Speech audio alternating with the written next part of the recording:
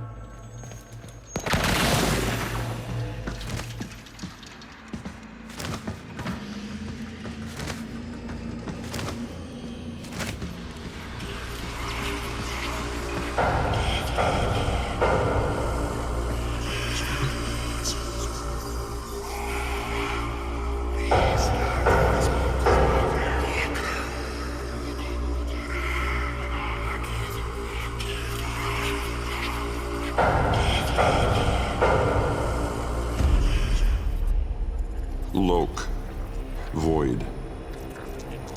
From brooding gulfs are we beheld by that which bears no name. Its heralds are the stars it fells, the sky and earth aflame. Corporeal laws are unwrit as suns and love retreat. To cosmic madness, laws submit, though stalwart minds entreat. In luminous space, blackened stars they gaze, accuse, deny. Roiling, moaning, this realm of ours in madness lost shall die. Carrion hordes trill their profane accord with eldritch plans. to cosmic forms from tangent planes, we end as we began.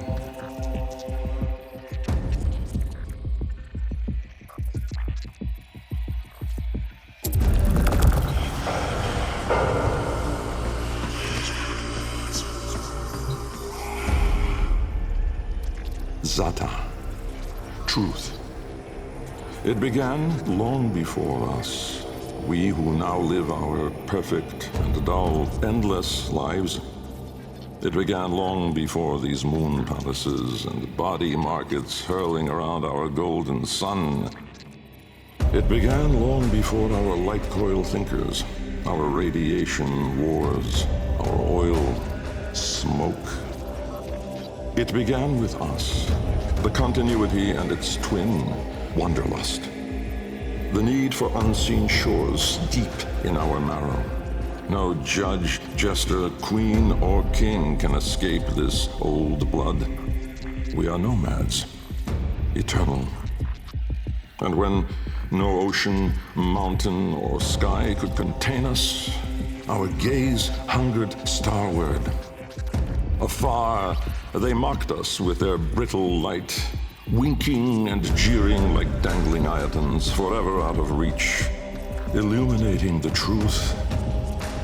Immortal as we are, we die with the sun. That's where I come in.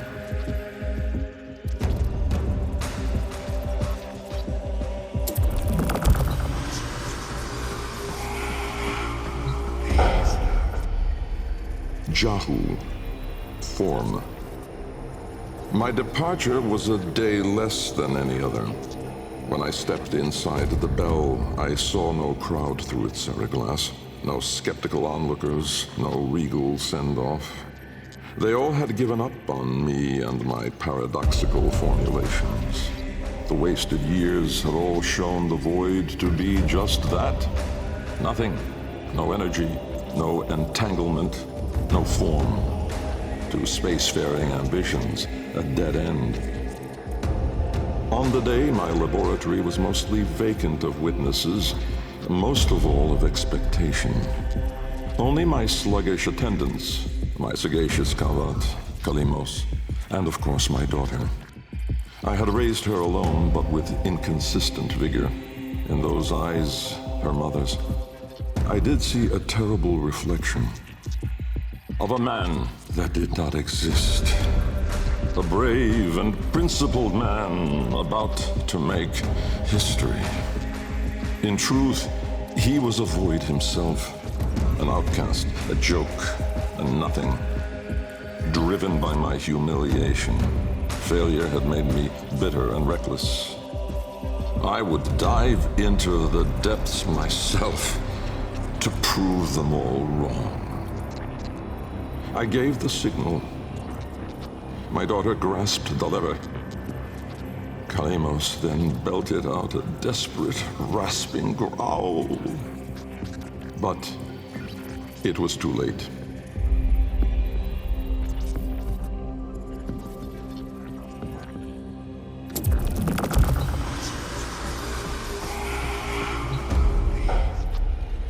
Vorm, order. The calipers yawed open the wall between worlds, stretching there a black trapezoidal gap. A door, a mouth. It yawned in the light of the room, splintering it to mesmerizing, unearthly hues. And I, inside the bell, dropping obliquely toward it from my gallows. Mass and time rippled as a sudden vortex jawed before me. My head was vapor, my feet lodestone. The bell around me flexed like a rat paralyzed in a winding, gulping snake. I faltered in the awe of it, stumbling against the seriglass, and with that shifted the bell's path through the wall. It grazed the caliper membrane, the edge of the door. No worldly edge was as thin, as sharp as could split even light. As the bell faintly grazed it, the seriglass was all at once rendered like strips of flesh by Dak's blade. My enclosure was beheaded in an instant, but still, I fell, sideways, into the void.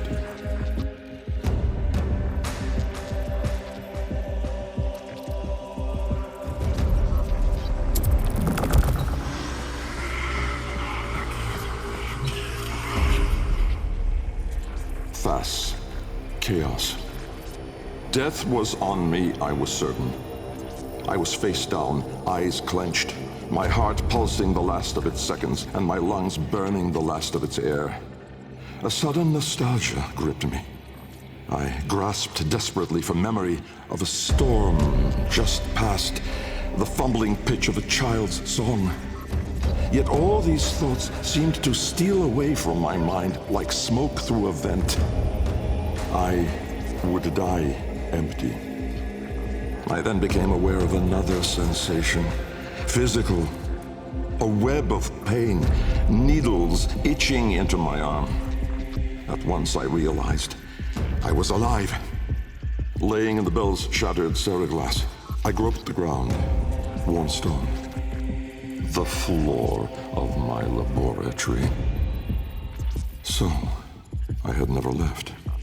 And so, I had failed. Again. I heard a crunch alongside me. Someone stepping through the shattered glass. With great shame, I gasped and rose my head to face my daughter above me. But as I opened my eyes, it wasn't her. It was me.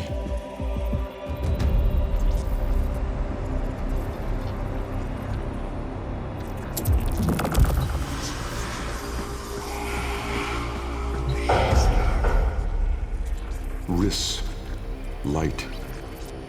The senselessness of it, the paradoxic, the vague, untimed form. I was alone, but not, for I stood there confronted by myself, a twin but no brother, a reflection but with dimension. Behind him, no horizon but a vast broiling sea of caustic light pierced at random by black pin stars, and closer, around me, a gale of flowing vapor, profane in color, billowing relentlessly into the nascent lack, seeking all directions. I was standing on a precipice of familiar stone, jagged and unanchored as though cleaved directly from the very floor of my laboratory. I wondered at the vapor's path, smoking outward more, leaving behind now the walls, the filigree gold, the rare cuts of marble from my home. I knew at once the vapor's source. I turned away, back toward the wall, the trapezoid I had yawed into it. Vapor erupted inward at the gap, but not just from there. For as I rolled my eyes back, I saw the same. A great steam of scintillation smoking out from my skull. Dumb in awe, I faced toward my chimerical twin. He spoke.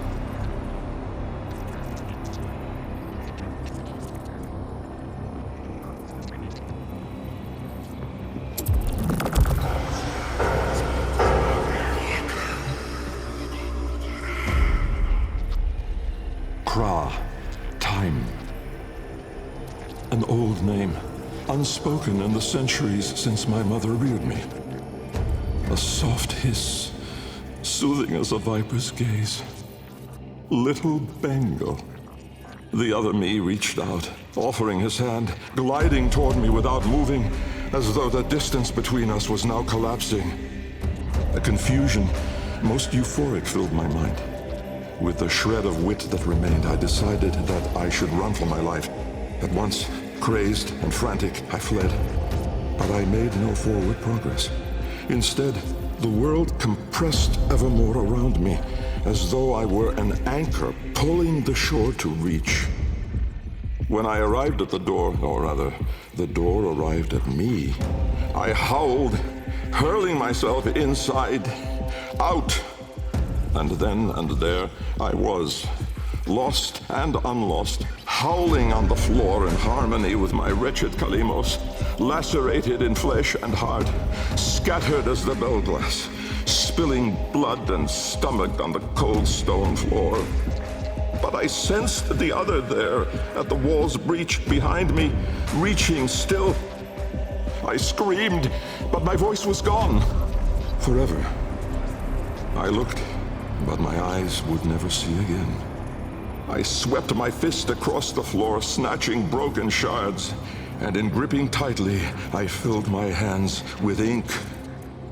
"Close it," I wrote.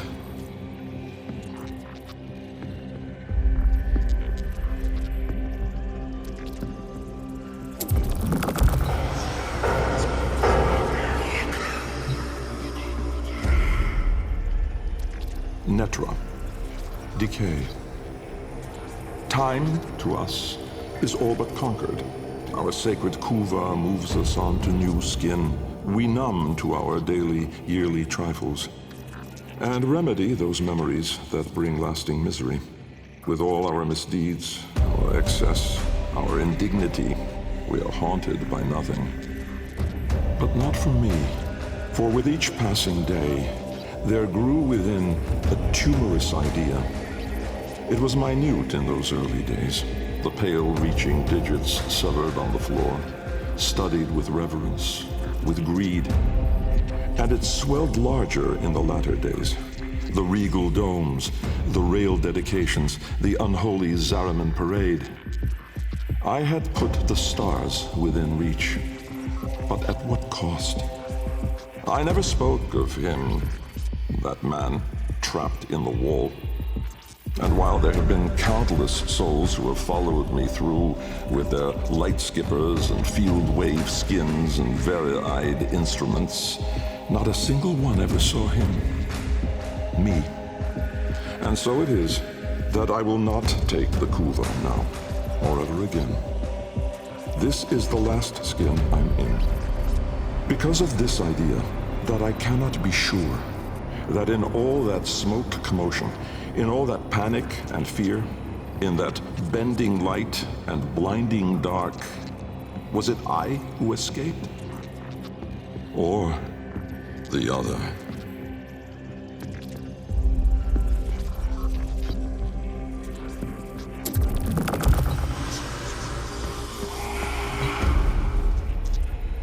Loke, void.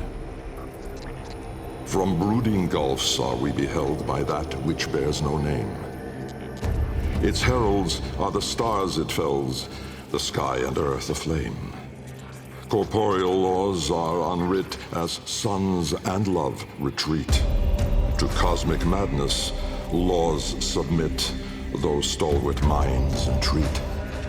In luminous space, blackened stars they gaze, accuse, deny. Roiling, moaning, this realm of ours in madness lost shall die. Carrion hordes trill their profane accord with eldritch plans. To cosmic forms from tangent planes, we end as we began.